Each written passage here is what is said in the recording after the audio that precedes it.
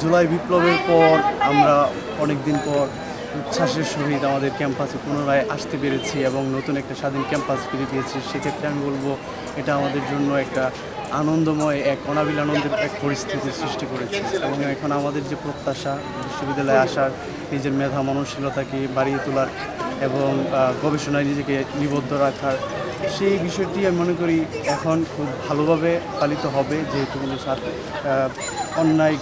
অন্যায়কারী বা জুলুমকারী যে ছাত্র সংগঠনগুলো ছিল, আমি নাম নিচ্ছি না, তো তারা যেহেতু ক্যাম্পাস থেকে বিতাড়িত হয়েছে, এর প্রেক্ষাপটে আমি মনে করি আমরা আবার আমাদের সেই ধারাটাকে বহাল রাখতে পারবো, পড়াশোনায় সুষ্ঠু পরিবেশে ফিরে যেতে পারবো।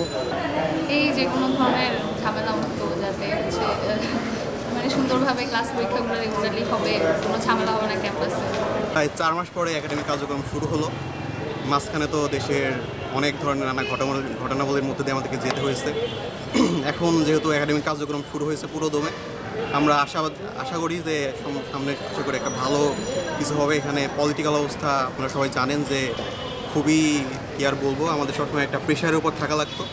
এখন যেহেতু হল প্লাস অন্যান্য একাডেমিক কার্যক্রম সব ক্ষেত্রেই আমরা আশা করি যে আমরা আমাদের একটা ভালো সুষ্ঠু একটা পরিবেশ পাবো। বেটার, আগের থেকে অনেক বেটার এটা বলতে হবে, কারণ আগে আমরা ক্লাস করার সময় দেখতাম যে মিছিল হচ্ছে, মিটিং হচ্ছে, আওয়াজ অনেক বেশি, হুন্ডা শোডাউন যেটা বলতেন আপনারা, ওগুলো এখন নাই। ওভারঅল পরিবেশটা অনেক ভালোই।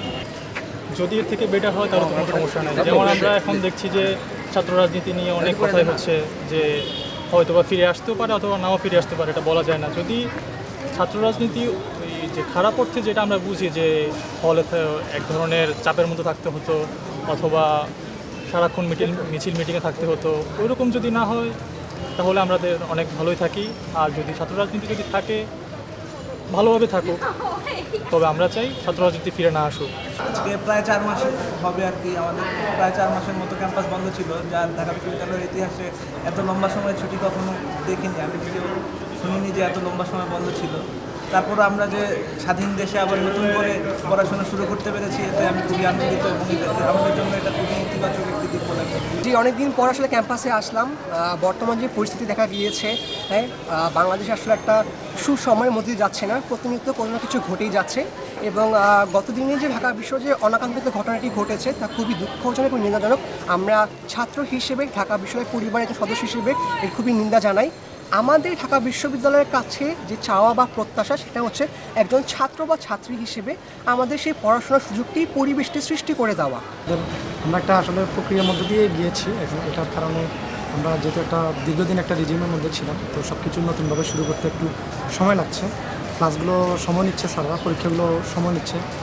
তবে আমরা যেহেতু ইতিমধ্যেই আমরা যেহেতু একটু করোনাকালীন একটা আমরা গ্যাপে পড়ে গিয়েছিলাম, বিভিন্ন ইস্যু আসছে এবং সামনে হয়তো আরও আসবে, তো ওটার প্রেক্ষিতে আমার মনে হয় স্যারদের এটা বিবেচনা করা দরকার যে ক্লাসগুলোর পাশাপাশি একটু দ্রুত যদি পরীক্ষাগুলো চালু করে দেয়।